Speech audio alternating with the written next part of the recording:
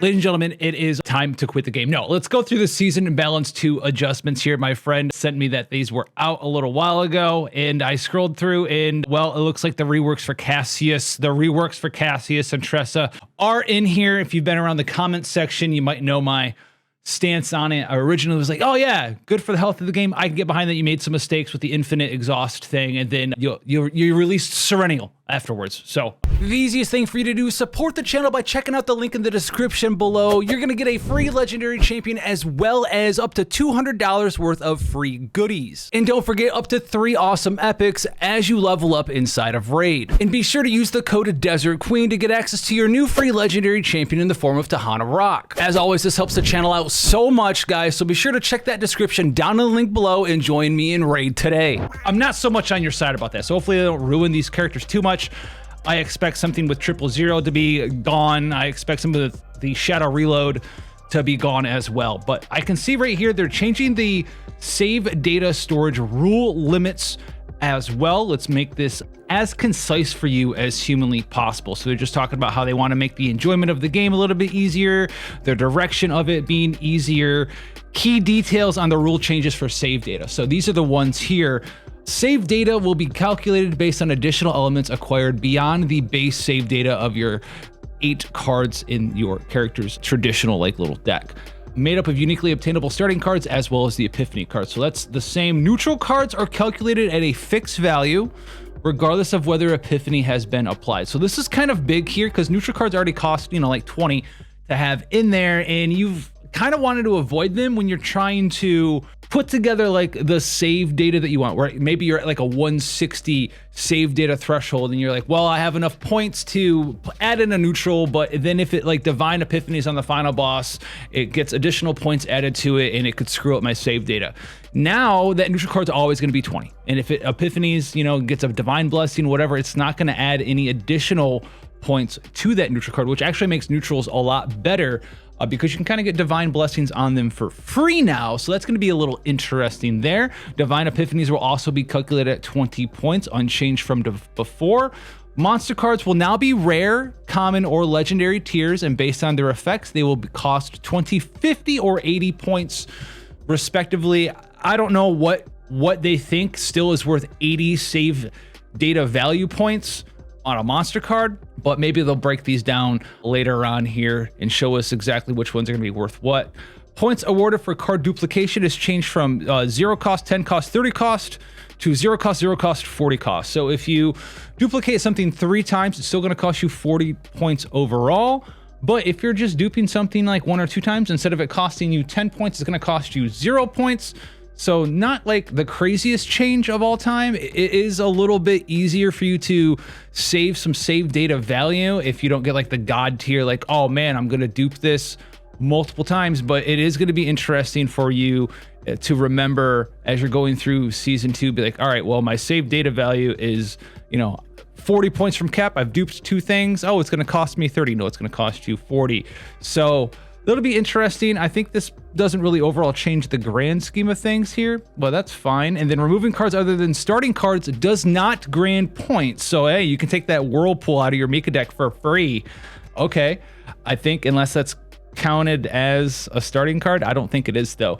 Each removed card is removed for 20 points if it's a starting card. Transforming cards is also treated as a removal. This is big, actually. So the card convert isn't saving you points anymore if you're converting and then removing. So something crazy like the blue pot, right? The event that can get you the meat that self-removes itself. It's going to convert and still count as a transform. So that event's kind of garbage now if I'm taking and reading this correctly, which this is a pretty big nerf. I kind of understand what they're going for here because the whole convert the card, remove the card, it was behind the scenes. You kind of really had to know the ins and outs of the save data value system in CZN. And it was kind of a min-maxing thing that you would have to learn as you're an expert now and you don't have to do that anymore, which whatever. Limits will be added to removal and duplication. You can duplicate up to a maximum of 4 times. This is per save data, so it should be per character. And removal is limited to a maximum of 5 times. You can only remove up to 5 things. This is probably because removing cards other than the starting cards doesn't grant points now. With this in conjunction with this, the meme builds, like the one cost, the one card builds, will probably be a little bit easier to do now, because like if you get some epiphanies for a character, like for Chizuru, say you're trying to get the initiation upgrade card for her for the binding, and that's the only card you want in your deck. Every time you get a card that unlocks from an epiphany that you don't want, you can just remove it for free. It doesn't count for anything because it's not a starting card, if I'm reading this correctly. So you can kind of remove all of the epiphany cards from Chizuru and then remove her base cards, and then probably be well under the save data limit, as long as you gain access to your initiation binding card and can remove the other cards with those 5 removal maximums, which is kind of crazy. All right, let's get into the balance adjustment here. Combatant reworks, combatant improvements. Oh no, they have reworks. They have reworks separate from improvements. So these are gonna be nerfs. All right, Tressa. Let's talk about Tressa. She does shadow damage, daggers, agony, all this other stuff. Agony effect mechanics reworked. Before it applied per stack individually, and then at the end of the turn they took a damage, and then the stacks were reduced by 1 and they took 1 damage per stack. Now they are collectively applying the agony as a single debuff, and then at the end of the turn damage is dealt based on the agony stacks total, and then the stat count is reduced by half. The number of damage count increases based on the stat count, which I think this is this a buff? Let's say before, like you did 10 attacks that all applied to agony. That would give you 10 stacks of agony with 2 turn duration. You'd end the turn, they'd take 10 damage of agony, like 10 agony stacks, and then they all go to 1 duration. Now, let's say you apply 10 agony stacks. Well, you have like two agony attacks with your shadow daggers or whatever. So they'll put on 20 stacks. They'll immediately take 20 stacks of agony damage, and then it gets reduced by half to 10. That's pretty good, unless they reduced all the amount of agony stacks that things put on from Tressa from like 2 to 1. This is a direct damage buff, actually. So they're definitely reworking Shadow Reload 100%. Agony continuous effect at the end of the turn. Deal fixed dot damage equal to 50% of the amount of agony. Reduce agony by 1. Deal 50% equal to the amount of agony, and then decrease agony by half. Oh, there's a maximum of 20 agony stacks as well. So you can instantly hit things for 20 stacks of agony, have it go down to 10, and then put the agony back up to 20 stacks and have it go back to 10. Okay, all right, there is an upper threshold, but the immediate damage you can gain from agony is actually higher. Shadow Dagger now only applies 1 agony. We just talked about that. It has a slightly higher multiplier, 80% instead of 50. That's a nerf. Advanced Shadow Dagger went from 1 cost with 100% mod with 2 hits of 2 agony each to a 0 cost that does 2 agony with a 50% mod, so half the mod, but then it gets 10% damage amount for each agony on the target. And it still has retain on it. So it's very AP to damage efficient if you can stack agony on there, which is very interesting. This could be like the new way that you want to play Tressa, is getting advanced Shadow Daggers at 0 cost. We'll have to see if we can generate advanced Shadow Daggers for 0 cost as well. Unsheathed Dagger in Epiphany 4 went from create 2 Shadow Daggers and then increase agony by 3 to create 2 Shadow Daggers and increase agony by 2, which is a nerf, okay? Shadow Reload Unique Epiphany 1, which is the 2 cost, 80% mod to all enemies, 2 agony, and then exhaust all Shadow Daggers to repeat per number, and they just buffed it to cost 1. This is bad, boys. This is not, these are awful, awful, awful nerfs.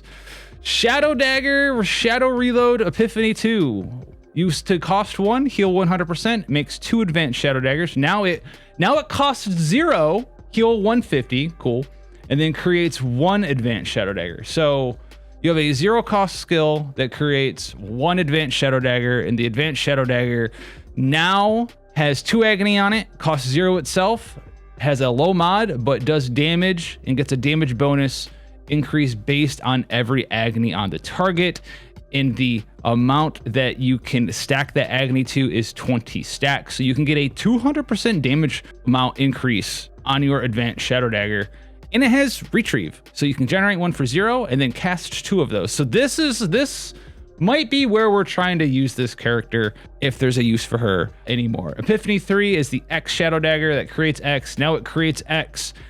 cards instead of X shadow daggers, and each randomly chosen will either be a shadow dagger or an advanced shadow dagger. That sounds funny, but it's so RNG, and it's an X cost skill, and get me out of here on that one. This is the, oh no, it's gone. It's gone. Here's Epiphany 4. When healed by a skill card, create a shadow dagger has changed to a skill card instead of an upgrade card. Exhaust all shadow daggers, then create an advanced shadow dagger for each dagger exhausted. No. They butchered this character for the most part. We'll try to piece something together. Unique Epiphany 5, 1 cost, discard all cards, create shadow daggers equal to that number has changed to 1 cost, exhaust 2, discard all cards, create shadow dagger equal to that number. No one cares. It's still garbage. Okay. Vital Attack Epiphany 3 went from the boost agony damage for 1 turn to apply a random amount of agony. Okay.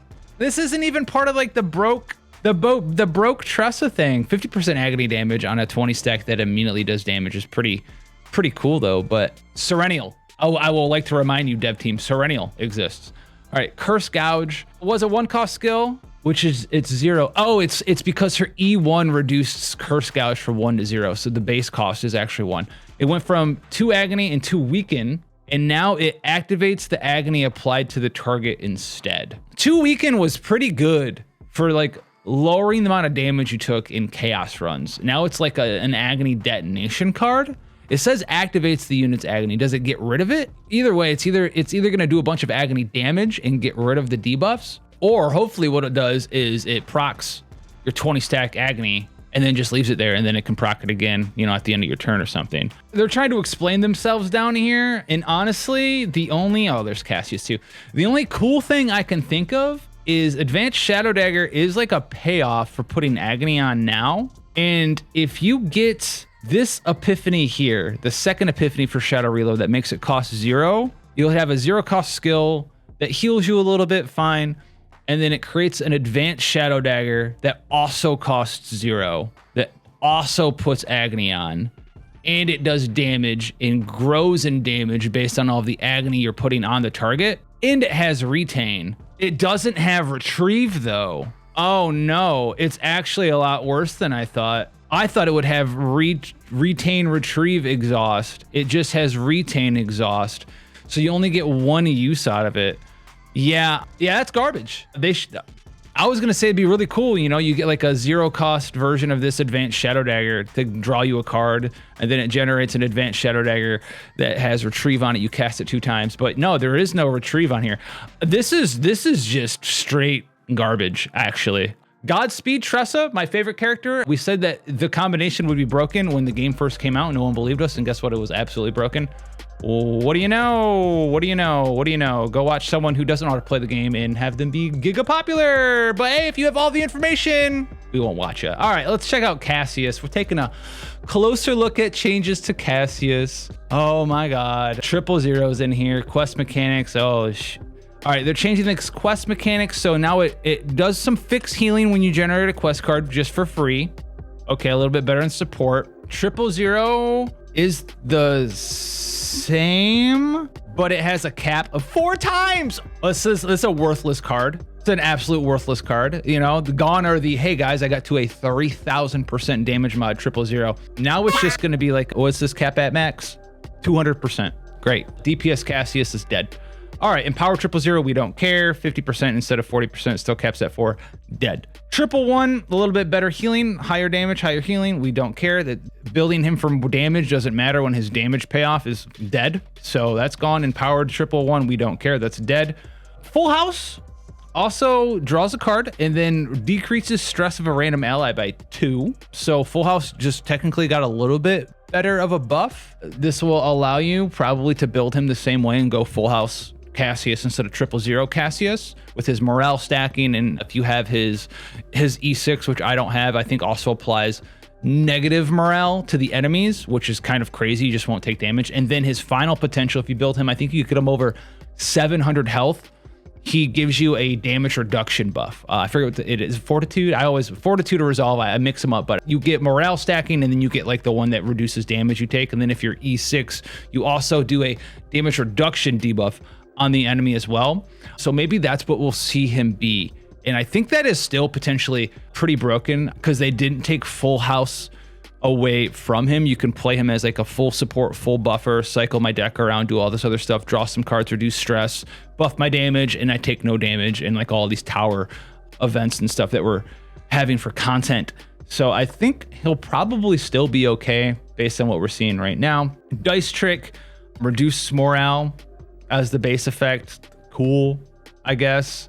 All right, fine. Reduce morale on the Epiphany 1 for it. Fine. It's going to make him even better in Chaos for sure, because he's got the free healing on when you do quests. He's got reduction on morale as a base card in Dice Trick when you get it right away for one of your original Epiphanies before you even change it. Epiphany 2 makes it AoE and reduce morale. And then Epiphany 3 is the damage stacking one, but they added a limit to it. I was gonna say maybe you can get away with like damage Cassius by going for Dice Trick Epiphany that stacks damage like 000. Nope, they added a hard ass cap of 5 times to that. Just remove it from the game at that point. It's not worth doing. It's legitimately not worth jumping through the hoops. I don't think. I could be wrong, but I feel like building him for damage and stuff when you have a hard cap on it, it doesn't matter. Epiphany 4 is the same. Oh no, they slapped unique on it because who cares about the healing and fixed damage? What are we doing? This doesn't matter, like at all.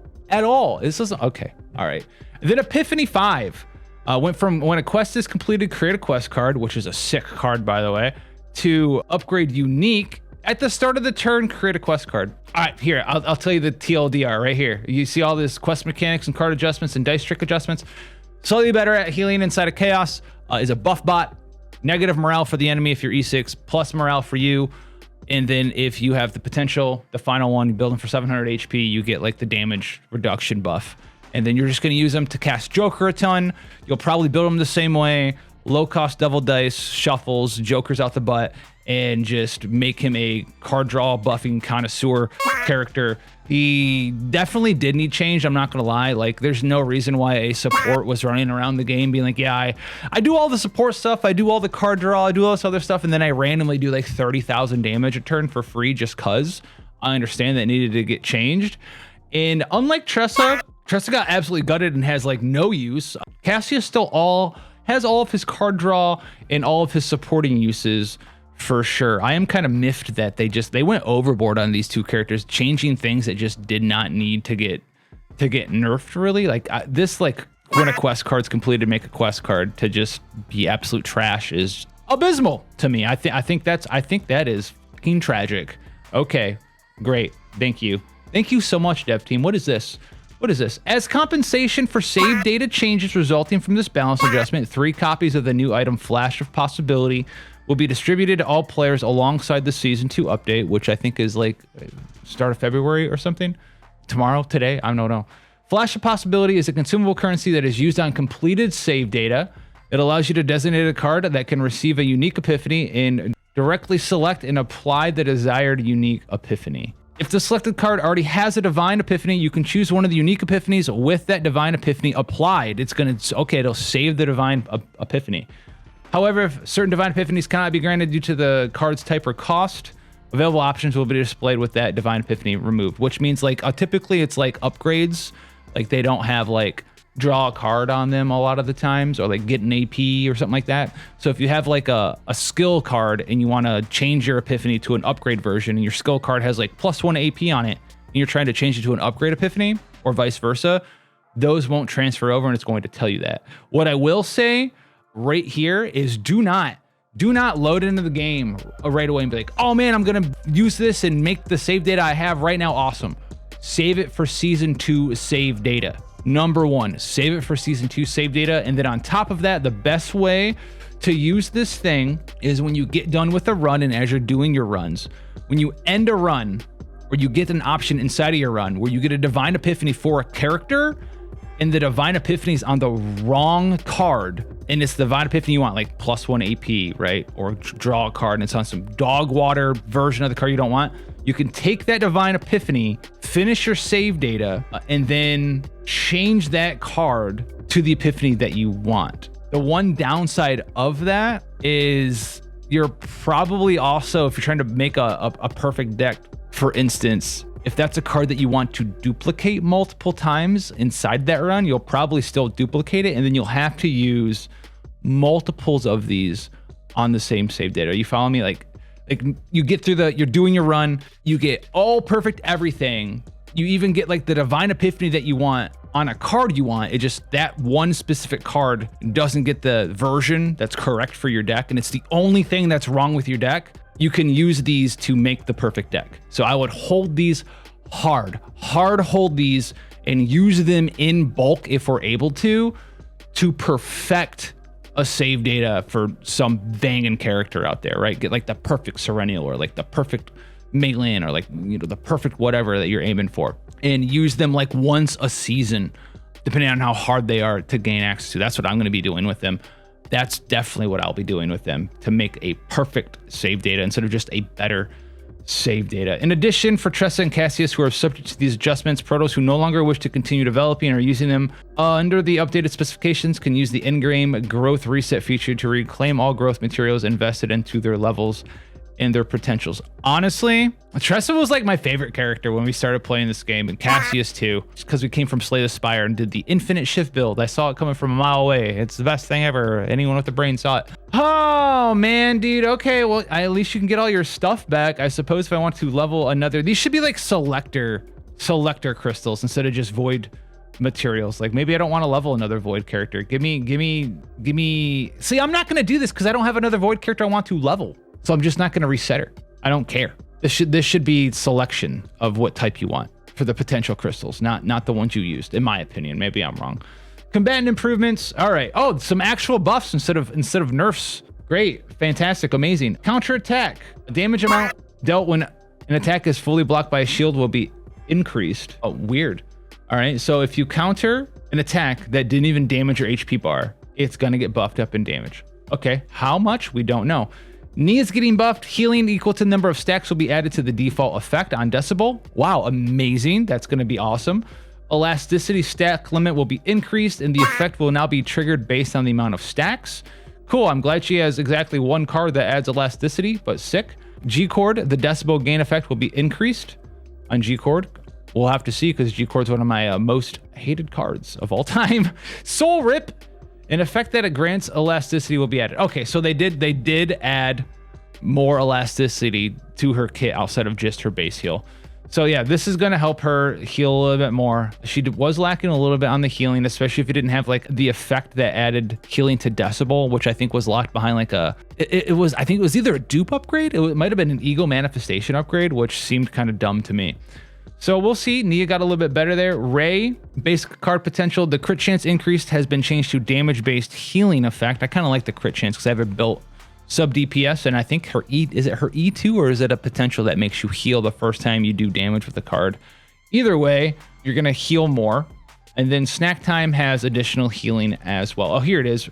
Her heavily relied on Ego Manifestation Stage 2 for party sustain. So now they're just going to get rid of that and allow her to heal off of her base card as well. I don't think we needed that. I'm not the biggest fan of removing the free crit because I like to build their DPS. Also, at the same time, it's not the biggest deal ever. And it's going to help people use her as your solo healer, I guess, in an aggressive team instead of chaos run. So this is an overall buff for me. Orlia, my favorite girl who always lets me down. Card-based composition. The base card composition will be changed from 2 attack cards and 1 skill card to 1 attack card and 2 skill cards. So she'll have 2 of her heals and 1 of her like come to me minions cards, which I wish the come to me minions card just like gave you a minion or something instead of like 30% chance, but whatever. Basic card potential effect creation. The chance to generate creations will be increased. Oh, never mind. They're just increasing the chance. But also at the same time, now they're increasing the chance for a basic attack card to generate minions, which would probably make it good if it's like 50, 60, 70%. But they're buffing it and then they're making it so you only get 1. Okay, cool. Yep, that makes sense. All right. The effect values of creations will be increased, so they're just buffing creations in general. Healing will be increased on growth acceleration. Oh, and Will of Light will have its cost reduced by 1. This is a big one because Will of Light is like a pretty good card, especially if you're running her in like a retain team or just like buffing and activating all the retains of all of her own minions and stuff. But it costing 2 made it just never I never felt like I wanted to cast it. It was never a priority. I'd cast it if I had nothing else to do, which with Aurelia in your party sometimes is all the time because you just have your hand full of garbage and she can't draw cards or anything cool. That being costing 1 is pretty nice as well, especially if you have the E1 for Aurelia, because it gives Will of Light retain, so you can just kind of have it sit in your hand until you want to spend 1 AP on any given turn to heal and then proc a bunch of retain cards for the low cost of 1. So we don't hate that. Haru anchor shot damage increased, okay. And lift anchor, which was I think like one of the dumbest abilities she had, because just spend AP to make anchor shot do a little bit more damage when you just like spend AP and do damage with anything else in the world, I guess. Sure, but whatever. Sure, nice little buff there. Yuki, flash slash damage up, trickery strike damage up. A single target damage focus effect will be added to low pick rate epiphanies on trickery strike, which I don't know. I mean, the single target damage focus effect will be added to low rate pick epiphanies. The trickery strike that did damage was a pretty cool one, the 1 mana trickery strike. So that build will get a lot better, which was also like one of her better builds. Freezing blade having a damage amount increased as well is pretty cool. Oh, dude, I gotta put this back up. My hair, bed hair, dude. All right, Chizuru. Don't ask me when this is coming out, by the way. Probably later tonight. Chizuru. Karmic Flames getting buffed up. Triggered on Curse Shackles will be enhanced. The cost of certain epiphanies will be reduced. Thank you. Inhibit. It will become possible to gain AP through the user's own cards in continuous effects. They're changing the inhibit debuff, meaning that you can get a bunch of AP blessings on your own Chizuru cards, and not only can you use her card to reduce the cost, but you can gain AP on your divine blessings that Chizuru herself has. That's big, actually. That's big. We like that. We like that a lot. Oni Hunt getting buffed up. Shadow of the Moon Plus. A damage increased, and Shadow of the Moon cards of the same pile will now stack even when they are in the graveyard or draw pile. Okay, fine. Sounds like less of a buff and more of a quality of life increase. Moonlight of High Tide, damage amount increased as well. Cool. This one here, the inhibit, being able to get AP through your own cards is crazy. Is crazy. And then Bound at Dust actually got buffed up in its base state as well. Calliope, upward slash when its potential is not applied is increased. Both damage amount and shield amount of certain epiphanies for Vulture ejection will be increased, and overpower shield gain increase. So they're just triple buffing Calliope. Probably going to be Magna as well here. Damage amount increase, shield gain increase. Just some of the tanks not doing what tanks want to be doing. Shielding's just kind of been a little garbage overall in a lot of ways, but they're buffing it up this season, it looks like. Hugo, Hunting Instincts, initiation effect will be applied to select epiphanies. This is actually a pretty big buff for Hugo as far as consistency goes, because if anyone's used Hugo before, you're a Hugo main out there, you can leave it down in the comment section below. You're still here with us, thank God. Well, you could be in a chaos run and you'll lose initiation on the one card that matters the most to Hugo, and then he just becomes absolute dog water. So this will probably give you at least a couple of options to prevent you from losing an initiation on his card that just has initiation as a base version. I don't know how that ever slipped through development, but fine. Rin, Dark Mist Secret Art Destruction adds the Dark Mist stance effect to certain epiphanies. The conditions for Dark Mist Blade Art will be removed from certain epiphanies. Okay, so it's going to allow you to gain the stance easier from some of her cards. And then some of her cards that are like, if you're in Dark Mist Blade Art, you can cast the card. And if you're not in the stance, you just can't cast the card at all, are going away, it looks like. Dark Mist Inner Art, damage amount increased. And then Dark Mist Secret Art Black Dance hit count increased, which is pretty big. So if we can hit multiple times, Rin might actually really like the new Void set. Not the new one, but like the Void set that came out with Chizuru for hitting multiple times, possibly. Could be something really good for her there. Partner improvements. Asteria, this is Haru's partner. It's getting buffed up from 20% damage amount to the next attack card to 40%. Okay, per cost of carding here, so twice as strong, sure. West Makot is Yuki's partner and went from a 3 cost, draw 1 after you put 1 card back, which I thought was the dumbest thing ever. How is a 5-star partner 3 EP, technically not even drawing a card because you're putting a card away. and then drawing a card. +0, all right? 2 cost, put 1 back and draw 2. This partner actually got way better. It's a 2 cost and it's a +1. So we like that. We like that. It's also a little bit of card selection too, which is pretty cool. Like you can move a card that isn't Yuki's, right? Or whoever has Westmacott equipped to the deck, and then draw 2 of that character's card. Traditionally for Yuki, right? You're moving in a card that has her gimmick from her hand, inspiration, to the deck, and then draw some inspiration cards. So it costing 1 less EP and drawing you an actual extra card now is big. Itsuku, which is Chizuru's. Yep, this is the one because like who cares? 4 cost to 3 cost, fine, whatever. Memory fragment buffs. Orb of Initiation is the newer Void set. When hitting 2 times with 1 attack card, 10% to Void cards for 1 turn, 2 times per turn.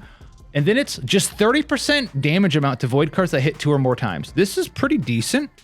I like this a lot. So yeah, if Rin or Chizuru or whatever Void character you have has just an absolute crap ton of cards that hit multiple times, then that's pretty good there. Is there a Ray card that makes basics hit extra times?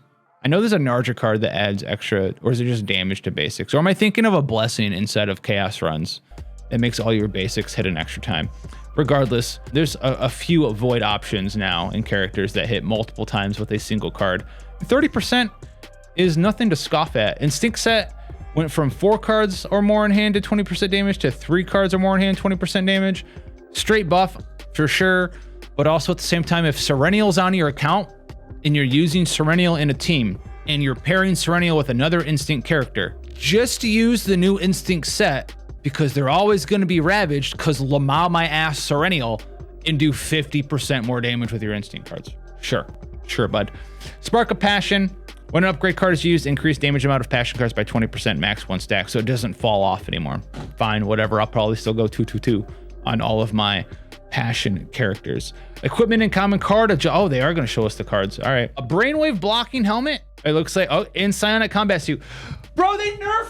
Why are you nerfing? Why are you nerfing my 2 favorite items on my exhaust characters? They added a 5 times per turn limit to these cards. It's probably because we talked about it before. In their dev update, they added 2 new pieces of equipment, memory fragment sets that are based around exhausting cards. So they're going to be adding more characters that exhaust cards and being able to just spam out shields from drawing cards and exhausting cards is actually pretty amazing. And so they're nerfing the shit out of these. So whatever. I mean, in the grand scheme of things, like unless you're going like infinity, like you're not doing a lot more than 5 times per turn anyway. But if we're not doing a lot more than 5 times per turn anyway, do we really need to go in and nerf these? I'm not sure. Whatever. They're nerfing Wanderer of the Void. It now has exhaust. I can see that. They added exhaust to rally. This tells me, and I don't really care too much about this, and I'll tell you why. This tells me though that Wanderer of the Void and Rally are probably limiting design space for them to come up with mechanics for bosses that rely on the base combat of the turn action count limit, right? So if you can just throw out one random Wanderer of the Void and Zerg Rush a boss down, they probably don't want you to do that. If you can play Wanderer of the Void every turn, cycle through your deck, the boss never gets to act, right? Until your turn's over. Maybe they don't want you to do that anymore. I'm not sure about that. You know, we've seen stuff like the blue pot boss that likes to get an extra action, right? They run their turn down and then they do an attack and then they'll reset it and you'll have to fight the action count again. Something like Wanderer of the Void completely disregards that, and it's telling me they want to add that mechanic to more bosses so they can do more than 1 action per turn to kind of punish the aggro players like me and you and you know, that like to run 75 things per turn. Wanderer of the Void would absolutely blow that away. Tactical action, shield gain increase, no one cares. Acid gas, impair enemies, 0 cost, retrieve exhaust, deals 3 impaired. Why is acid gas getting, I guess, they buffing up our ability to deal with shields and gain shields? I don't know. That's weird. And then here we go. Here's the monster cards. Looks like most of them, there's only 3 legendaries that are going to continue to cost 80. 7 arms, gains AP, Evil Spirit Dullahan, inflicts an agony, which is pretty cool actually. And then Dominion, at the start of the turn, gain 1 morale. Yeah, that's not legendary at all. The interesting one here, though, common. Where's the Hunt guy? Was it Wolvesbane? This one was always pretty interesting to me. So now Wolvesbane is only 20 cost. It's a 120 mod, AoE damage with 2 weaken and 2 impair on it. So you can add Wolvesbane. It's from like the werewolf skull face beast guy. You can get that from him. And I've always liked this card. It was never worth like 80 points in a save data. Now you can get like a Wolvesbane that does a bunch of cool stuff, and it's an AoE card, and you can get some nice epiphanies on it to do another like debuff or draw a card or something. And it being AoE and doing weakened and impair for 20 costs makes it pretty nice. Out of all the other ones I'm seeing here, I don't really care too much about. Automata Cavalry has 4 vulnerable on it, so if you're doing something cool there, you can put that in your deck for 50. But outside of that, I don't see anything giga crazy. Shield gained. Slaughter's kind of funny, but it costs 2. Evil Salamander Spirit is a rare. Exhaust 2, draw 4. So if you really wanted to get in there with Evil Salamander Spirit, 50 save data points. This one I can see. It is 50, but you got to keep in mind in season 2, there's going to be ways for us to increase. It's going to have a higher save data limit cap. And you're also not going to have to spend as much. You'll save a little bit on duplications if you're not duplicating 3 times on a save data, because it goes 0040 instead of 01030. And if you're removing cards that aren't basic cards, it doesn't cost you anything to remove those cards. And with there being slightly higher tiers, you can probably fit something like Evil Spirit Salamander in there, and this counts as a neutral card too. And if you get like a Divine Blessing on here, they changed the rules. Divine Blessings, or just blessings in general on neutral cards, don't increase the cost. So you could theoretically have like a 0 cost Evil Spirit Salamander, draw 4, and it has exhaust 2 on it, and it only costs 50 save data slots. That's the other one I can see there. That would be pretty cool. The other one, Hunger of Loss, isn't nearly as good, right? Draw 1 if there's no cards in hand, draw 4 extra, and has exhaust. So Evil Salamander Spirit in Wolvesbane is pretty hot here, actually. Those are pretty good. And then Spirit Kafox got changed. This was the OG god tier one that I could never find. From the draw pile, choose a card to draw, duplicate that card 1 time in hand, which was busted. It was like pay 1, draw the card, and then get another copy of that card, which is crazy. Now it's from the draw pile, choose 1 card to draw and apply retrieve to that card. So you get a tutor and 1 extra use of that card. And you know what? It is only a 1 cost and it's a rare. So Spirit Kafox could be pretty good too. It's kind of the ability for you to get a 1-shot Joker on any character. If you think about how powerful Joker is, it's one of the reasons to run Cassius. If you can fit a 50 save data card in there, you could have this as a 1-shot Joker, maybe get a Divine on it, make it cost 0, maybe get like draw an extra card on it, something. Some sort of buff, doesn't cost additional save data value. And unlike Joker, not only do you get the card, but you apply retrieve to that card too. So you can cast that card twice in 1 single turn, which is pretty good. So Spirit Kafox, you could do some pretty cool things with that. With this season 2 balance patch, I hope the protos enjoy. Dude, listen, they nerfed the absolute garbage trash out of Tressa. This isn't even really a character anymore. She'll probably be better in chaos runs, for sure. I think it would have been really cool for them to keep retrieve on the new advanced Shadow Dagger. It should have had retain, exhaust, retrieve. You could argue maybe it's too strong, but I think that would have given her at least 1 playstyle, the self-sufficient DPS, where you go and you get the epiphany that is 0, generates an advanced Shadow Dagger, and then allows you to cast 2 of them, put agony on, do some cool stuff that way. This way, it's just I'm not the biggest fan of it, boss. I really don't know, but I'm looking a little scraggle-adicious today. You have to let me know how you think about this down below, and I'll catch you guys in the next one. Take care.